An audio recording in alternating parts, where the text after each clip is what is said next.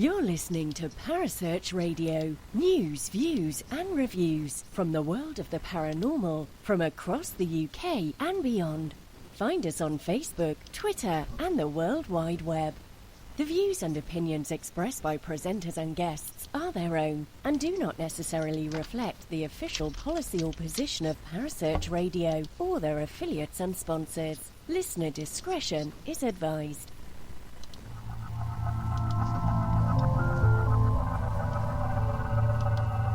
Welcome to Haunted Histories with your host Penny G. Morgan, right here on Parasearch UK Radio.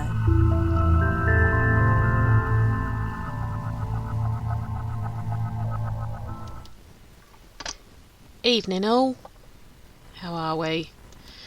Hope you can all hear me okay. I've had a few computer issues again today. It just decided to crash out on me, so I am hoping that everyone can hear me well, and you're all doing good. You're doing good. Well, I don't know if she's actually in the chat room yet, but I've been having a bit of a conversation today with one of my future guests, hi Richard, the absolutely wonderful Jane Harris, and she's kind of been teasing me a bit about being an Essex girl. Not that she can talk, because she's pretty much a Brummie, but you know. And I said that when I interview her in a couple of weeks, I'm going to do my best posh English accent. And she said she basically didn't believe me that I could do it. So I told her to come into the chat room and have a listen to the show tonight to see if I can talk proper. So I don't know how people think I'm doing. If I do sound as though I'm enunciating my words correctly, I don't think I sound like a 1950s presenter. Bit too much of the home counties going on, I think, in my accent. But Jane, if you're listening, this is me talking properly. It feels very alien. I think I'm going to have to talk by my normal way. My normal way is much better when I talk at 1,000,000 miles an hour. Anyway, that aside, she's not made any comments in the chat room yet, so maybe Jane isn't listening, or maybe she's balked at the challenge. Balked at the challenge that I gave her.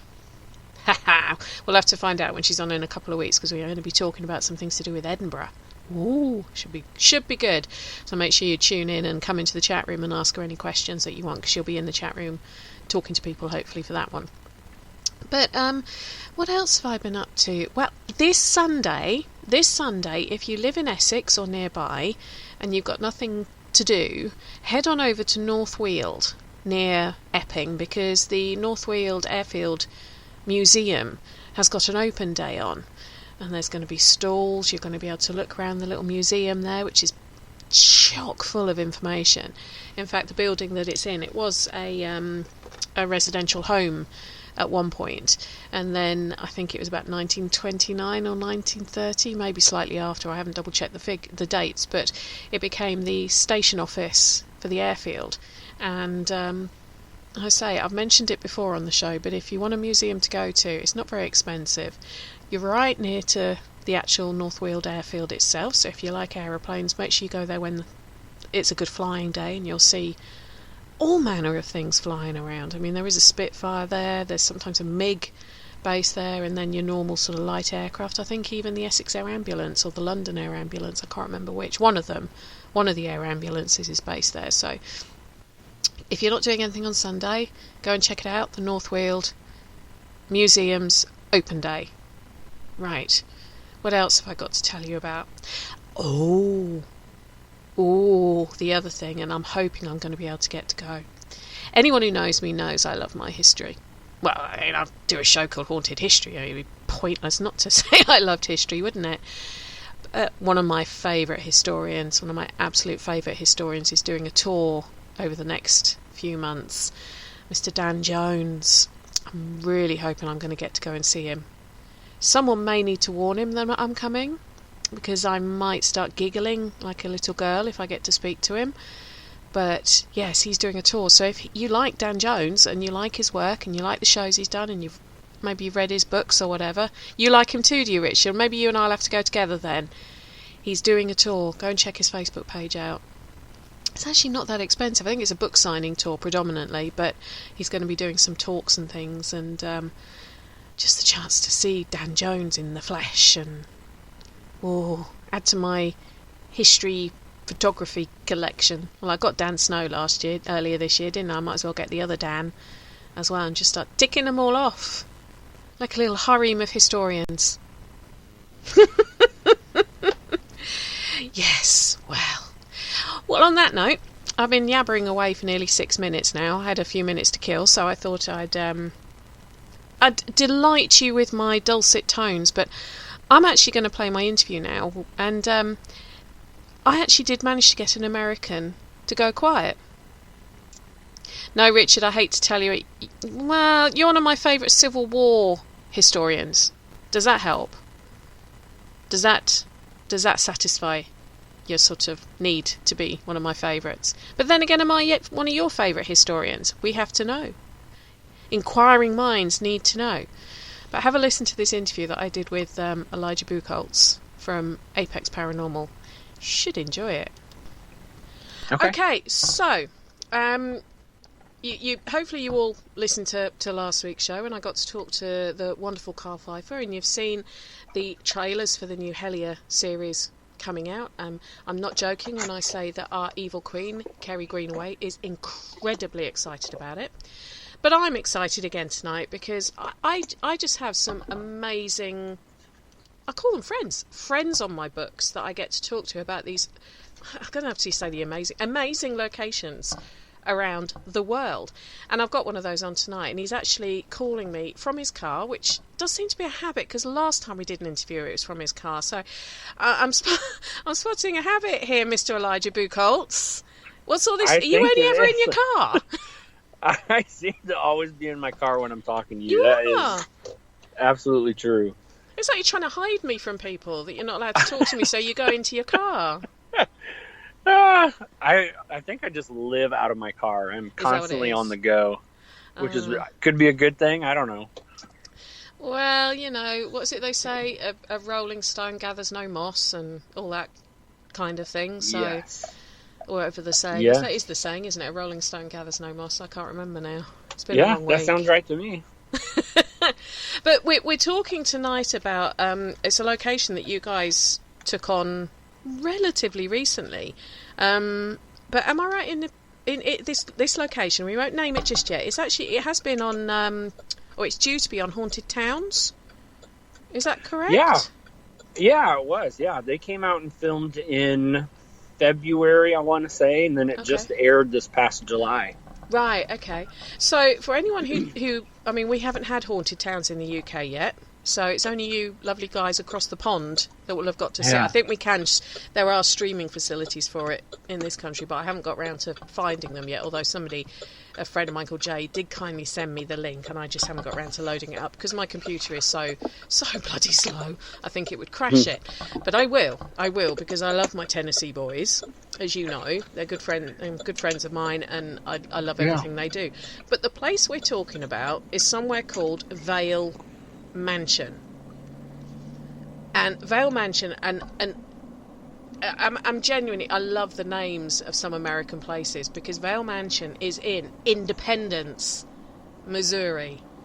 And I just love that, some of the names that you guys have got for your towns and villages. I think Independence, it's just, I'd love to be able to say I come from Independence.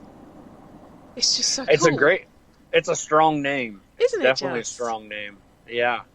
And it's got the whole town itself has amazing history. So we were lucky enough to get affiliated with this location, but there are, several other amazing locations, and just the history of the town is incredible.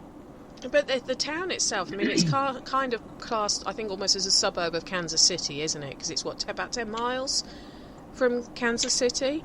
So it's kind of the outskirts of Kansas City. But as a place itself, I mean, it has got some quite famous, or very famous, shall we be honest, people come from there. Didn't the former US President, Harry S. Truman, come from Independence? He did, yeah, he did. His home is there. He's got the presidential library is there, and then of course just about everything in Kansas City has got the name Truman in it. But it was Truman actually Independence he was from, wasn't it? Yep, but it's actually Independence. Yeah. Cool.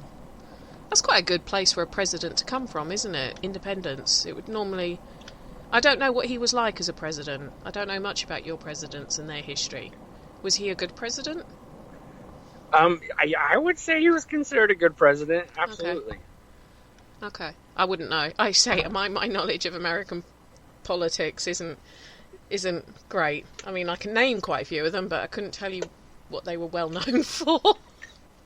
My knowledge is not spectacular either, so I don't even want to embarrass myself. It should be better than mine, although it was quite funny actually talking about presidents. I was watching something the other day, and it was an old Ronald Reagan film.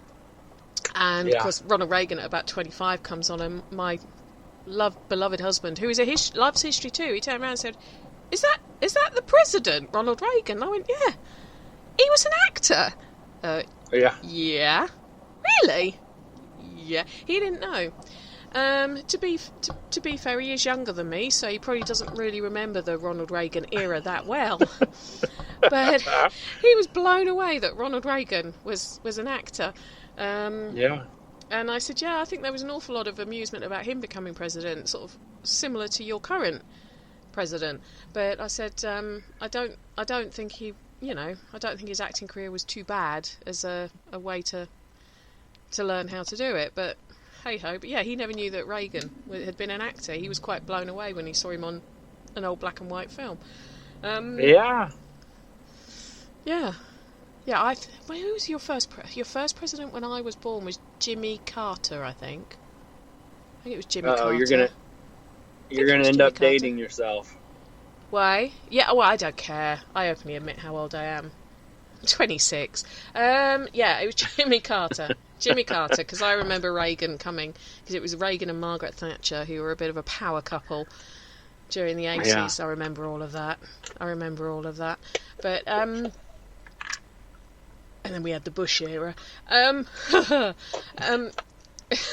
not talking about presidents, but the fact that independence, Harry S. Truman came from there. But there was also quite a lot of... well,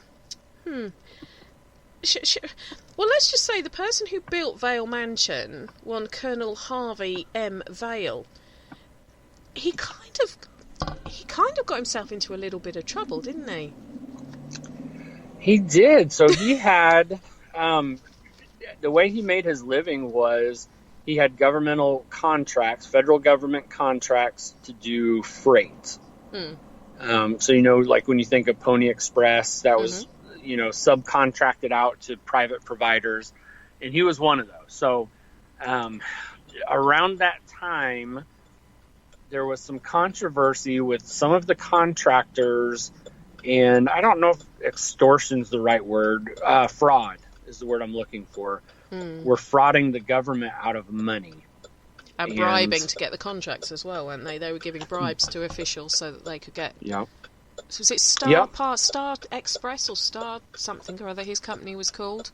Star something, I seem to remember. Yes, freight. So it was around freight. So he was one of them that was accused of frauding the government through this contract and, trying to get a little extra money out of them on the side for services that weren't necessarily provided. And so at a period of time, he got called to New York City to stand trial and had actually ended up being there for months on end. But he bought this land in Independence and started building this house on it in 1871 with his wife Sophia, or Cecilia Sophia as she was officially. Sophia. Took them 10 years to finish it.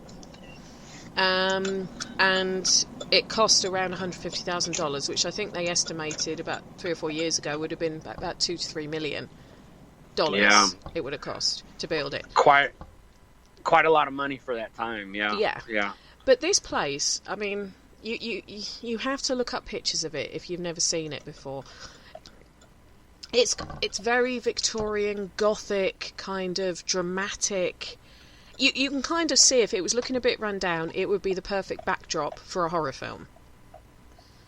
Does that make sense? You know what I mean? It's got that whole sort of Gothic, almost like the haunting of Hill House kind of feel about it. If you shot it right, and if it was looking a bit run down, and if it was a bit, the odd broken window pane, tile falling off, overgrown yard, because of that whole Gothic thing. But personally, I think it's beautiful.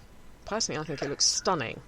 It's absolutely gorgeous, and it's really funny that you say that, because when the TWC guys were there, one of the first things they said to me was, man, out of all the places we've investigated, this is the first one that looks like a haunted mansion. If you went to Disney World, the Haunted Mansion ride, this looks like a haunted mansion.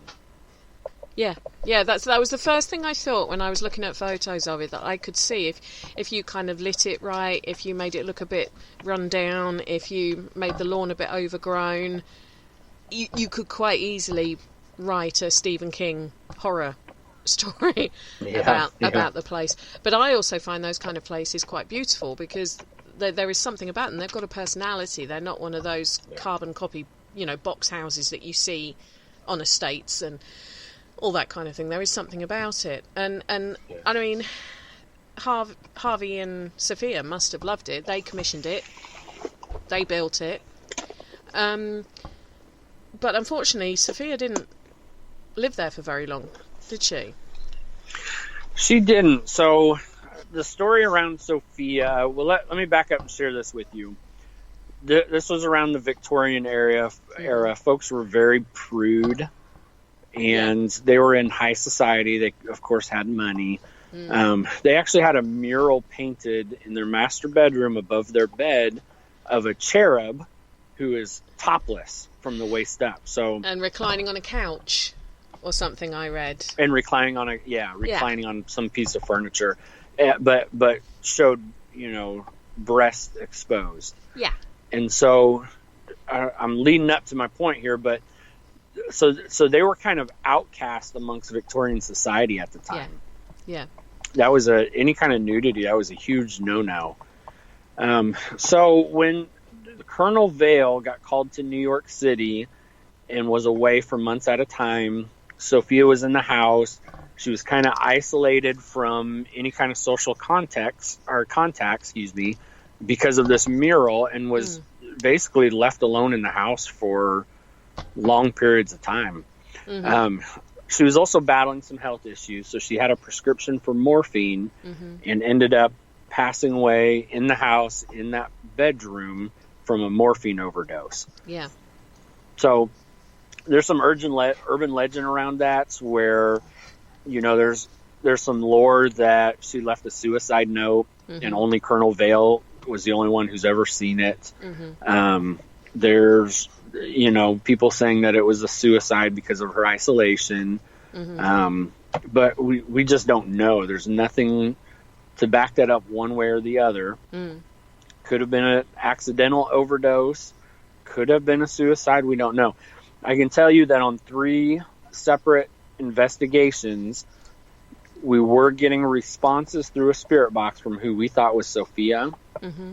And 3 different times, different dates, we asked, was it a suicide or was it an accident? And she has said accident. Now, it's interesting you say that, right? Because the research I've been doing on this, and I did actually get quite a lot in, even though you kind of landed it on me. We were actually doing this today. I have to say to people that I spoke to Elijah at the beginning of the week about doing this interview, and he said, I think you should be able to do it Friday, but I'll let you know. And I hadn't heard back from him, and I knew you've had some work stuff on this week, which is, distracted you, and we won't talk about what that was, but rightly so, it's distracted you. Now, I'm sitting in the cinema with my sons watching Toy Story 4 this afternoon when I get a message through from Elijah saying, yeah, I'm fine for tonight. Oh, shit. So the minute I got home from the cinema, I had to put all memories of Forky and all of that to one side and start looking this up. But I found a few different accounts of Sophia. And one of them was that she had stomach cancer, and that's why she'd been prescribed the morphine.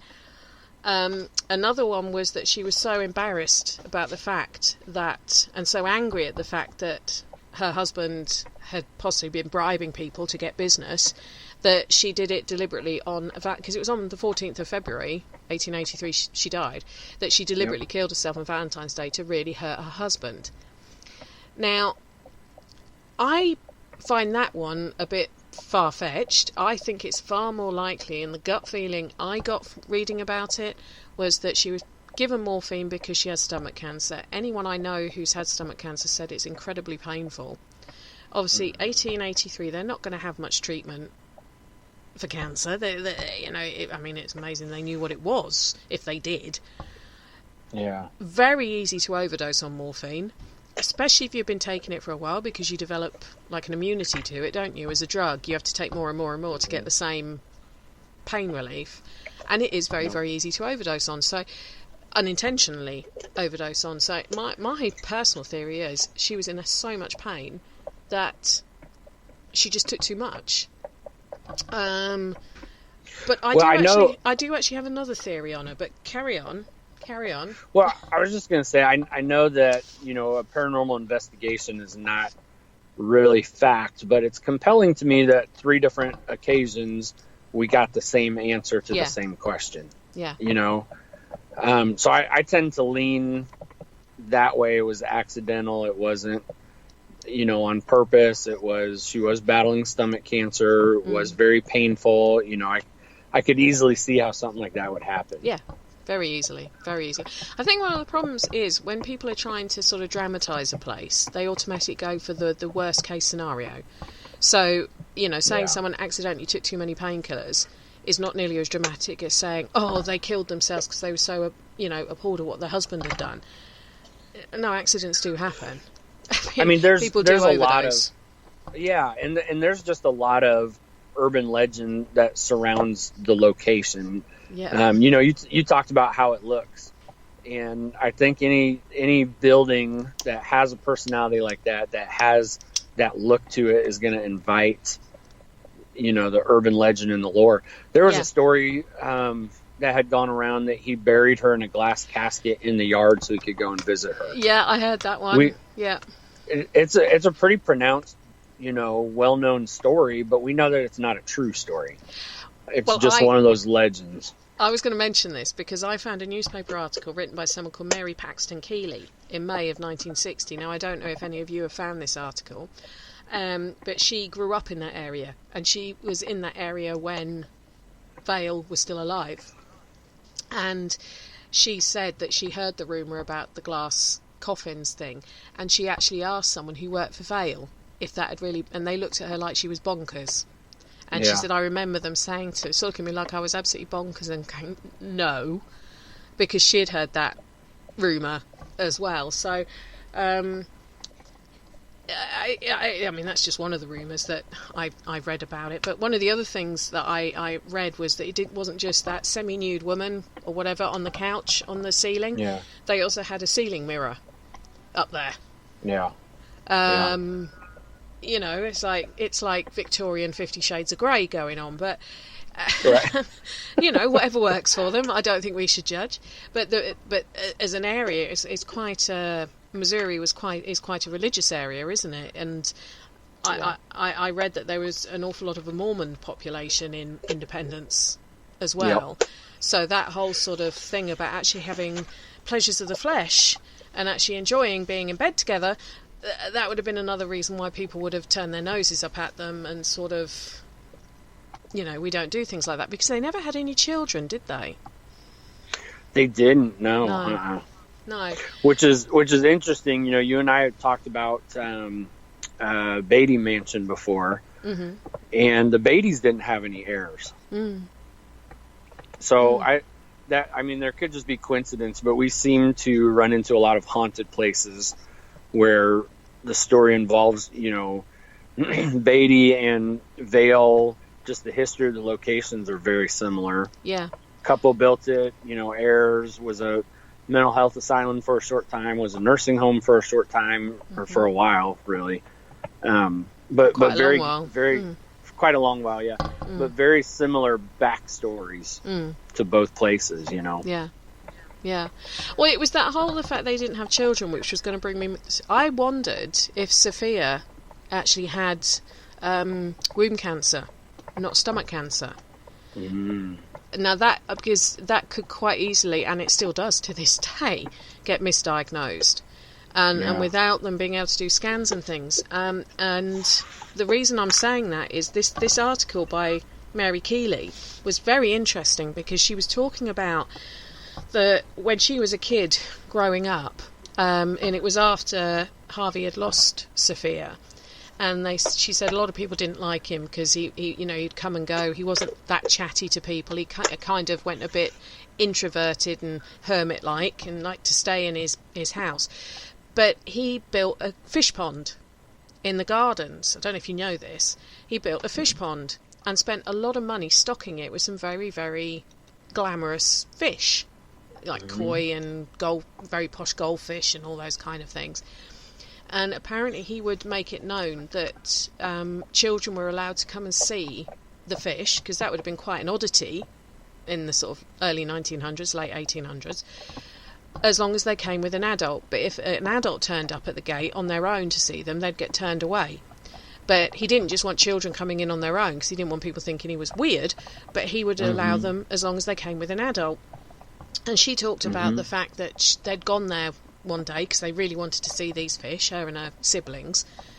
And she says, I remember walking up the driveway, and this, I don't know what you'd call it in the US, but like hackney cab with horses was coming towards them. And she goes, and this very sort of kind-looking gentleman bent down and asked my dad if we were all his. And he turned round and he said, well, yes, they are, very proud. And she said, this gentleman turned round and said, sir, you are a rich man.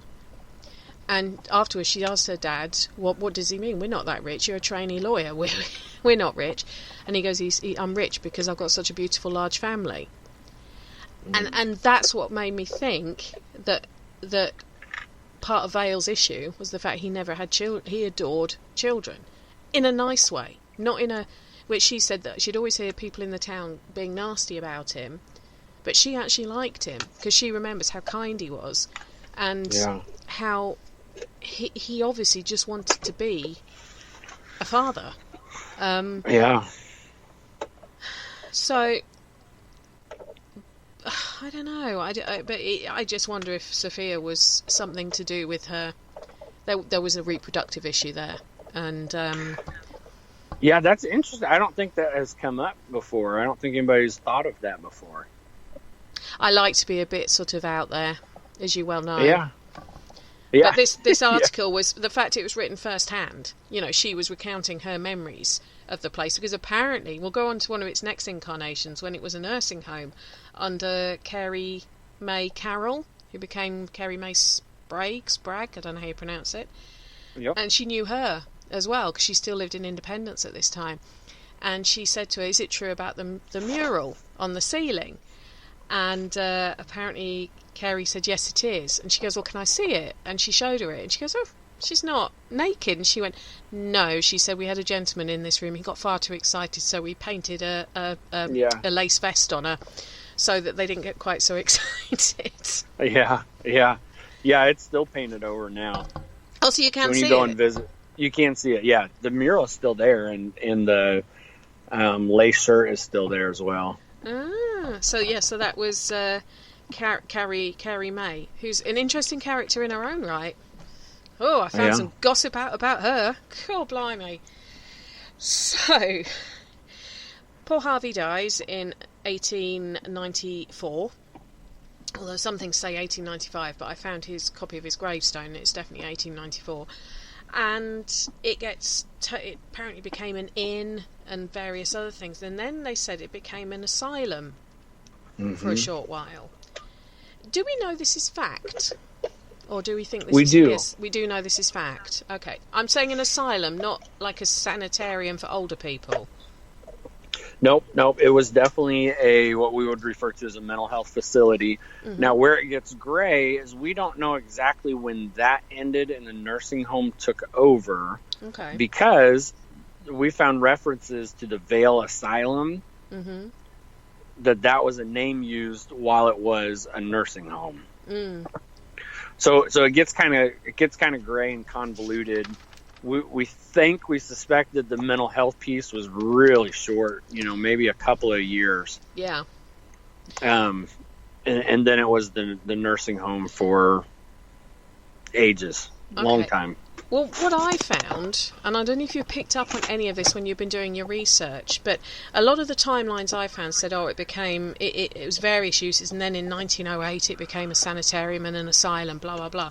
Well, the earliest death I could find mentioning sanitarium was 1910, and that was somebody who was in their 80s who died. So that would make me think more it was a long-term care type elderly facility. But what I also found was in 1908, in April and May of 1908, the Aylesworth family were advertising rooms for rent, and then at the end of May they were advertising for a nurse for a 9-month-old baby to live in and work for them at Vaile Place, and it's the 1500 North Liberty Street, which almost makes it sound like someone was renting it as a house at that point. Yeah. The history, and I wish Shannon could have made it on here also, because she's our historian. But the history is really murky for several years between when Colonel Vaile passed away and it officially became a nursing home. We know there was a lot of uses. We know there was definitely used as a mental health place for a short period of time. We know that they tried at one point to do like a mineral springs bottling business out of it. Yep. So I mean, there's always, you find the slightest little mention of something that makes you go, wait, what? How does this fit into things? Yeah, it was a bit like that when I've been going through newspaper articles and then double checking names and all of that kind of thing. But I think one of the most one report I found said that on the death of supposedly Harvey had built a room that was on the north side of the house on the first floor, that the windows were set up in such a way that he could survey his whole estate, and that when he died all those windows shattered inwards. I think that was someone embellishing the truth, because I found absolutely no correlation of that whatsoever. But they also said that when it was an asylum, people in the village were scared to walk past it because they knew the basement had metal cages installed. Yeah. Do we know if there's a grain of truth in that? There's something to it. There's something to it. And it really all comes from, again, one singular newspaper article. I mean, there's urban legend and lore talking about cages and shackles and things. But there's one newspaper where a gentleman describes touring Vaile Mansion and actually seeing the cages and seeing shackles down in the basement. And cages big enough to hold people is how he described it. Yeah. I read one that they said it was cages big enough to hold a bear. Yeah. But it wouldn't surprise me if he had a pet bear at some point. Right. As eccentric as they were. Exactly. Who knows? And he was into animal husbandry and stuff, so who knows? Yeah. So there again, there's one tiny little mention, and stories, of course, have grown off of that and gone wild, but we know that there's a modicum of truth to it because of that newspaper article. Okay. Now, it doesn't say I saw people in these cages, I saw people shackled up, so we have no idea what they could have been used for. But based on that article, it sounds like those things were present in the basement.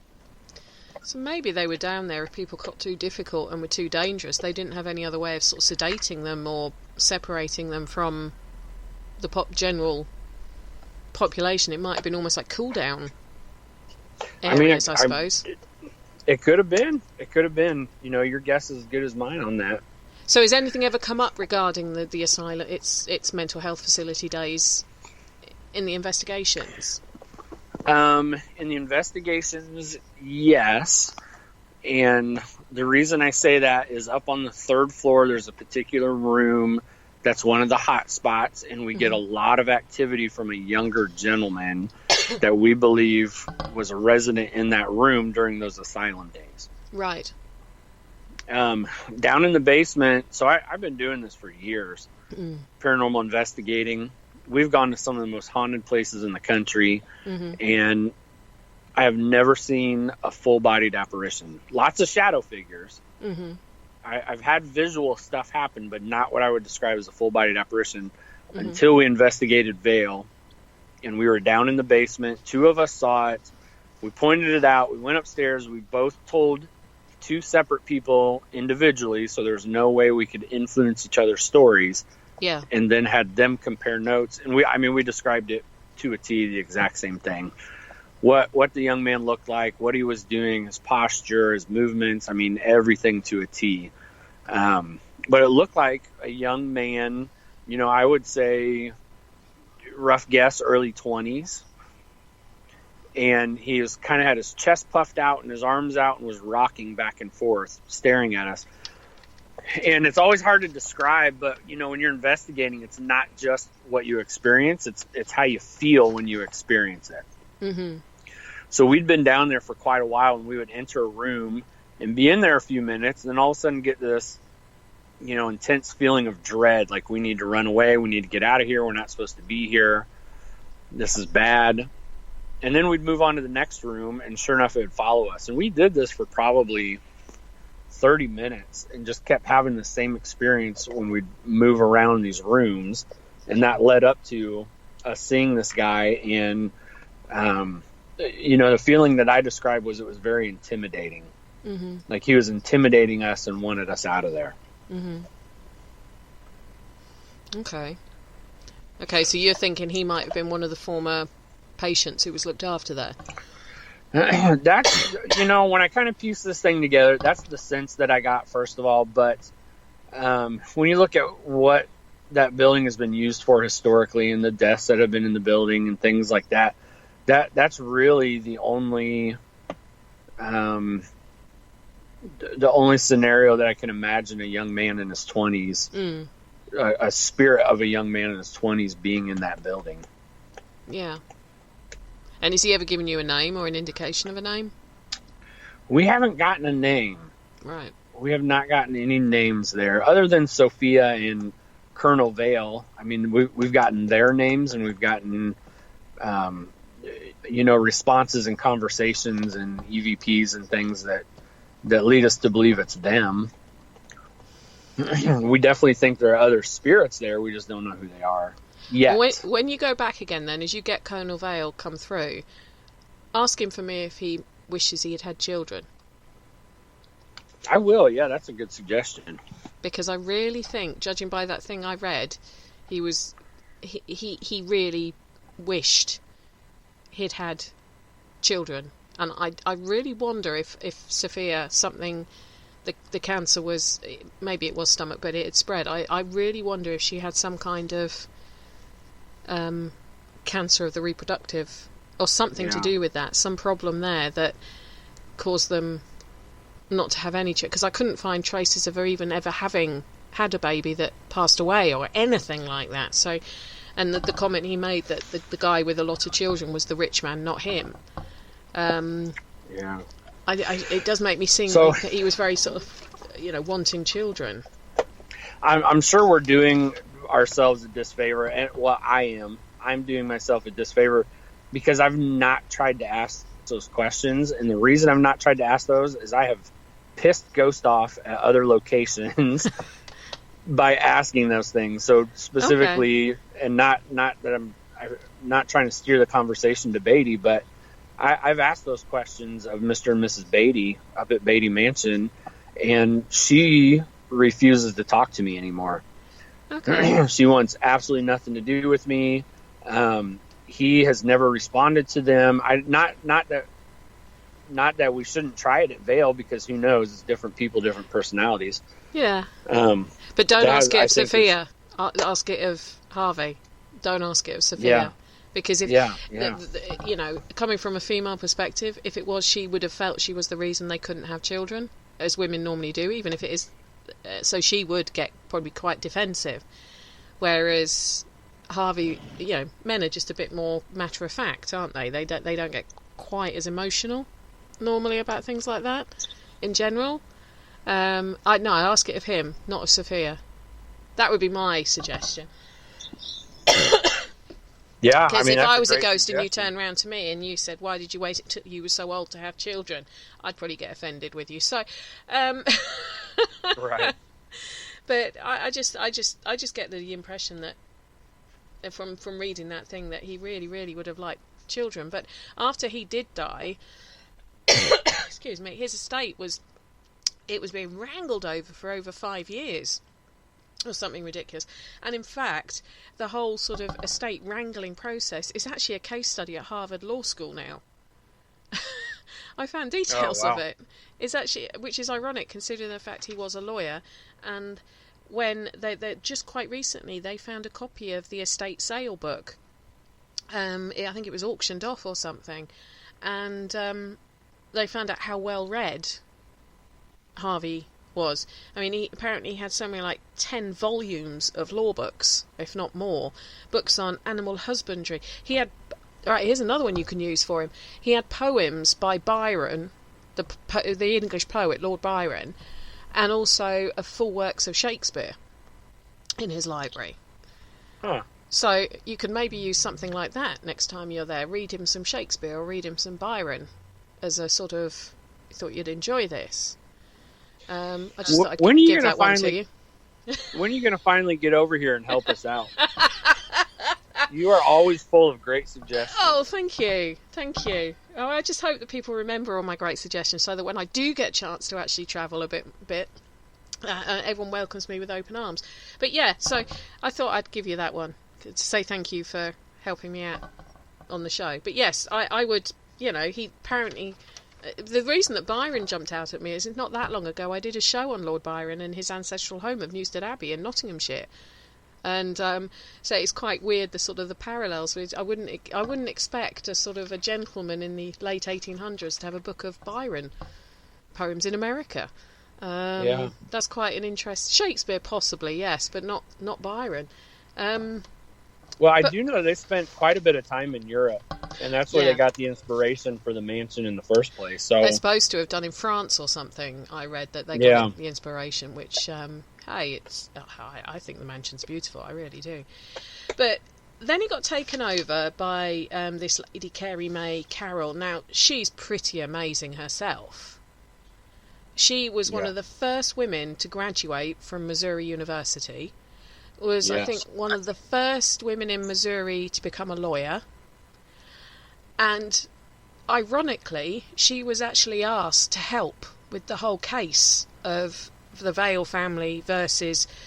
The guy actually became her husband, was the other people who were saying the estate was theirs. I don't know how you pronounce it, Spraggs. She actually ended up consulting on that case.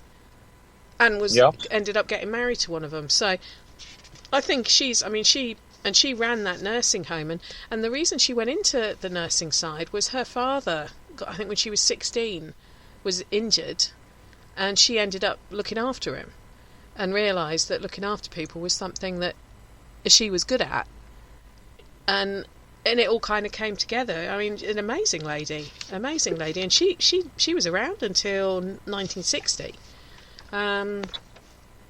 Quite amazing. But that then led me on to look up some of the people who maybe were mentioned in the newspapers under Vaile Sanitarium, and there's quite a few, and like I said, they're all in their 70s and 80s, but some of them, they said they'd been there for 19, 20 years, which for elderly care, their ages that they died was pretty good for first half of last century. But I just wonder if it was more than just as I would put it, an old age care facility, but it was actually almost like a more of a nursing home, and that some of them maybe had conditions associated, things like what would we call Parkinson's, dementia, all that kind of thing. When we opened up as the paranormal side of things, we had an event over Christmas last year. That was kind of our first little trial run of paranormal stuff. And we had a gentleman there whose grandfather was at Vaile while it was a nursing home. Right. And so he was quite young at that time, so he didn't have a ton of stories for us, but he did remember, this room is where my grandfather's bed was, and he always had pleasant memories of visiting Grandpa there. But I thought that was really cool, just to get a chance to, chat with somebody about it. They're the best ones. I mean, I love getting stuff like that. A blog I wrote recently for one of the groups that we're good friends with, Paranormal Sisters, and they also have a charity arm called the Paranormal Charity Warriors. One of them, Jo, was telling me all about her dad and the fact that he grew up in World War II London. And she started telling me some of these stories, and I said, we could turn this into a series of blogs, mate. And she's like, no, there's not enough information. Oh, there is. And so I've written the first one for her, which is on when he was evacuated. I think she was quite quite impressed that I managed to write a whole blog for her on this sort of accounts that she's told me. But those are the kind of stories I love hearing them. I really love hearing them, and dealing with the elderly. I do a lot in my day job. I deal with the elderly, and if they've got a story to tell, heck, I'll sit and listen to it, because it's the best way to learn. It's the best way to hear what really happened. Because have you heard of a place called Swope Mansion? I don't think that I have. Maybe one you want to look into, because, and this is connected to Vaile. Here's another thing for you. One of the people who passed away in Vaile, which says sanitarium, care home, whatever you want to call it, was a lady by the name of Margaret Swope, and she was 86 when she passed in 1942. Now, she'd been married to someone called Logan Swope, who was a very rich businessman in the whole sort of Independence, Kansas City area. And he had died in 1900, and his brother was also a rich businessman, had moved into the estate with him. His name was Thomas. And in 1909, 3 members of the household died, all very suddenly, all around the same time.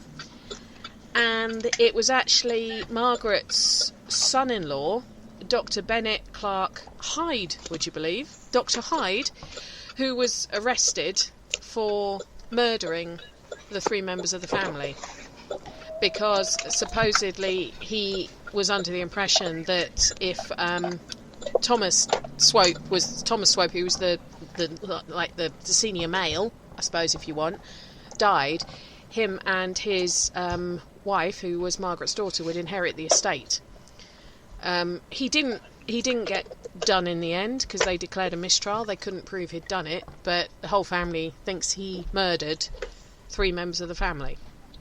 And Margaret actually passed away in 1942 in Vaile, when it was a care home.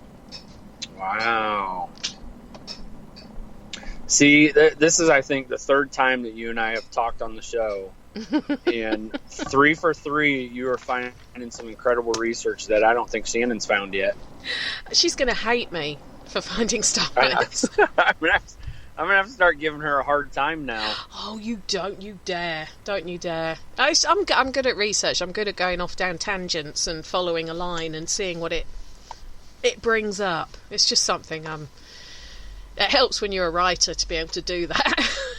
Yeah. Using different routes to find information out, and using different trigger words and things. But yeah, so if you can find somewhere called Swope Mansion, it is linked to Vaile, and in a way.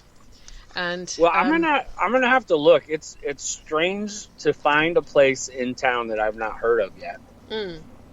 So well, I'd say it's got to be local. I'm sure it is Missouri. I'm just not sure where, because I don't really know Missouri well. The Swope family is a huge family in Kansas City. Mm-hmm. Well-known, wealthy family, that was really involved in. There's kind of like Truman. There's a lot of things in town that are named after Swope. They got their own street. They've got, a hospital named after them. All those kinds of things. So, I would be surprised if what you found, the Swope Mansion, wasn't in Kansas City. Right, it says it's on 308 North Pleasant Street, Independence. Oh, in Independence? Mm-hmm. 308 North Interesting. Pleasant Street. I wonder if it's something that's maybe just not there anymore. Maybe. I don't know. There is some pictures of it. I'm just Googling it for you while we're talking. Yeah, it's. I don't know if it's still there, but Swope Mansion. Site of potentially 3 murders or 3 unexplained poisonings. Wow. Well, I'm going to put Shannon on it. She's got a long weekend coming up. Well, tell her to buzz me a message if she wants me to link her to anything that I found and see if she can dig any deeper. But it just amazes me that it's not a big town at all, and yet there is so much. I reckon we could do 2 or 3 hours talking about Independence as a place, because we're only really touching the surface. I'm sure, yeah. I mean, we're just talking about one building in the entire city, and there are so many amazing historical locations there that it would definitely take some time to properly cover it. Yeah, a bit like Atchison. When we, that's another one. Atchison, thank you. That's got so much stuff going on that you could quite easily talk for hours. I still want to do my Amelia Earhart show on that place, but I just it's amazing when you find these places and they just keep on giving and giving, and I like the fact you've contacted Harvey and Sophia, because they must have put a bit of themselves into that house when they built it, and it's nice to know they're still there. Yeah, it's still their home.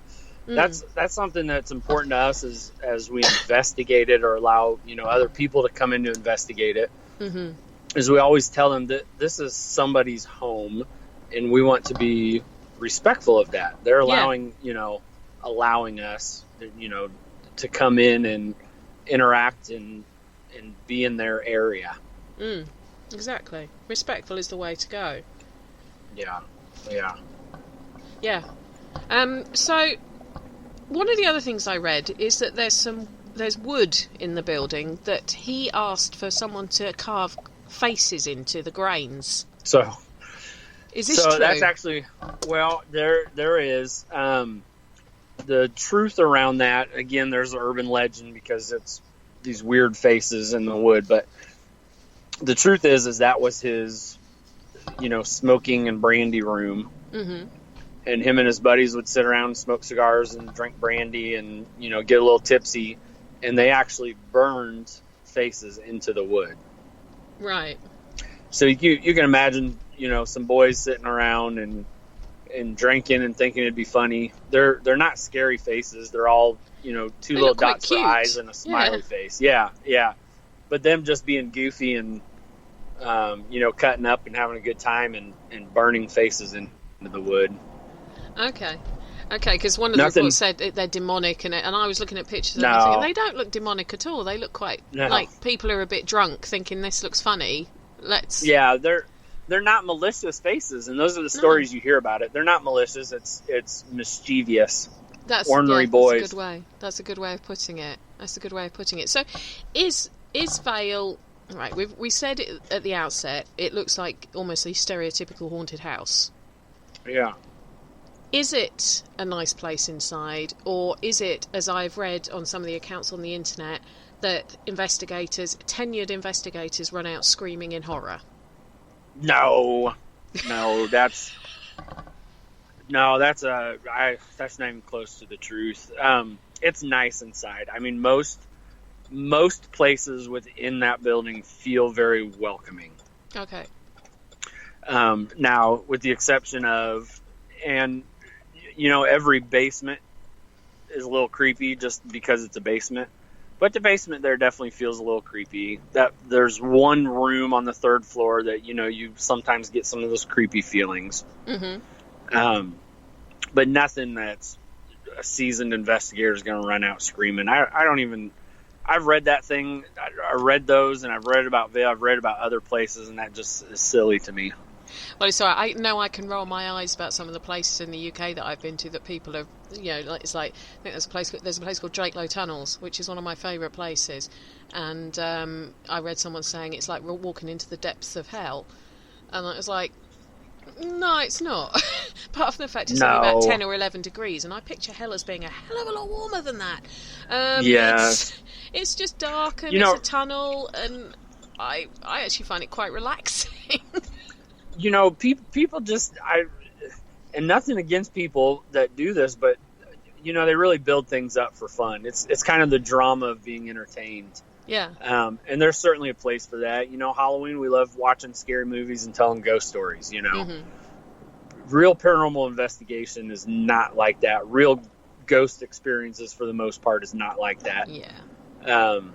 And it's not as intimidating as some folks make it sound. No, I agree.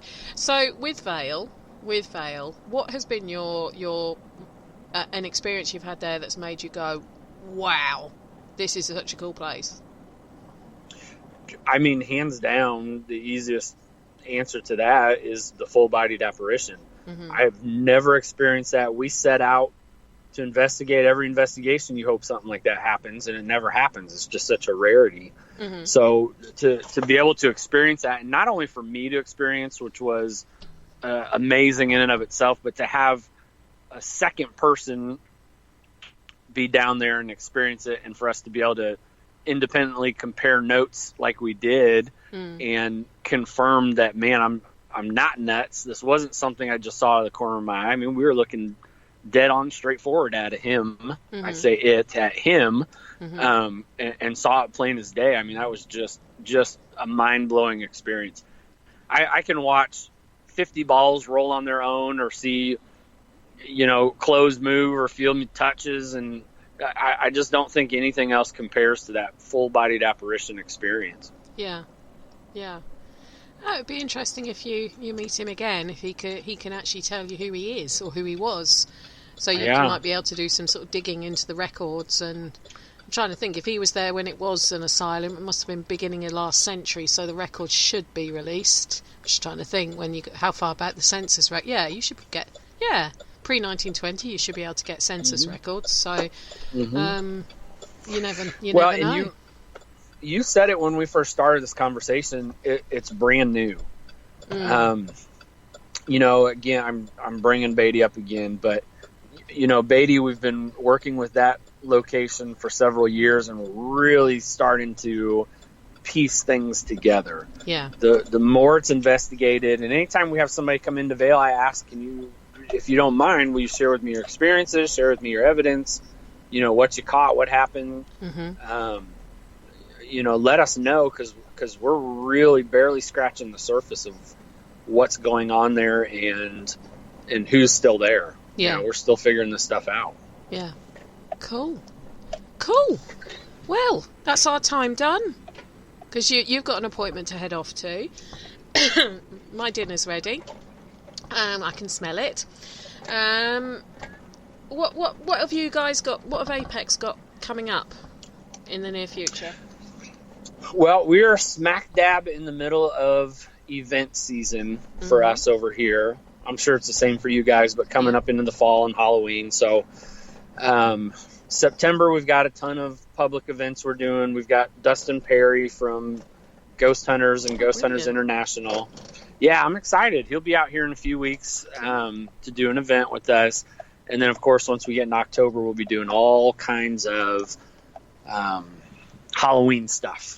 Vaile Mansion, Beatty Mansion, a few other places around town that we're doing that with. So we definitely love it. We love doing the public events. Sharing our passion with others is absolutely amazing. But it will also be good once we're done and we can get back to investigating. So November and December, we've got investigations lined up. Cool. And look forward to doing those. So cool. Well, thank you ever so much for being my guest tonight. Yeah, thanks for having me. As always, I enjoy chatting with you. And you can tell Miss Shannon that she's not getting out of it next time. Just because she doesn't want me to throw history stuff at her. That's right. I normally charge for this kind of research, I'm gonna tell her if she misses again and we keep getting all this good stuff from you, she's fired. We're bringing you on board. Oh God, she's never going to talk to me again. Anyway, I'm sure we'll speak again soon, and we'll get you back on next year and we'll find somewhere else to talk about. And hopefully this time you won't be in your car. Because I'm constantly worried you're multitasking. You're going to crash in a minute. But, well, that's been Elijah from Apex. Hasn't he been wonderful? You can probably hear he's in his car. He's multitasking. A bloke who's multitasking. I know, it's shocking, isn't it? Anyway, until... That's been it. He's laughing in the background now. That's been it. That's been me, Penny, talking haunted histories with Elijah Buchholz from Apex Paranormal, all about a place in Independence, Missouri. Isn't that such a good name? Called Vaile Mansion. I do feel an Independence sort of session coming along, especially if they can get into this Swope Mansion, because that one doesn't half sound good. So, until next week, I should be talking, as far as I'm aware, about the Hellfire Club in Ireland next week, which is interesting, seeing as I've just done the Hellfire Caves in the UK, so there's a bit of a parallel going on there. But if you miss any shows, don't forget, head on over to Spreaker, head on over to YouTube, click like, share and subscribe, and you can listen to all of the Parasearch shows at any time. But until then, my lovelies, this has been your host, who's not yet a ghost, and if anyone who's watched Glow Series 3 will know where that's from. Have a good evening, sleep tight, and don't worry too much about things that go bump in the night. Thank you for listening. Don't forget to join us for more shows throughout the week. Find us on Facebook, Twitter, and the World Wide Web to keep up to date with all the shows right here on Parasearch Radio.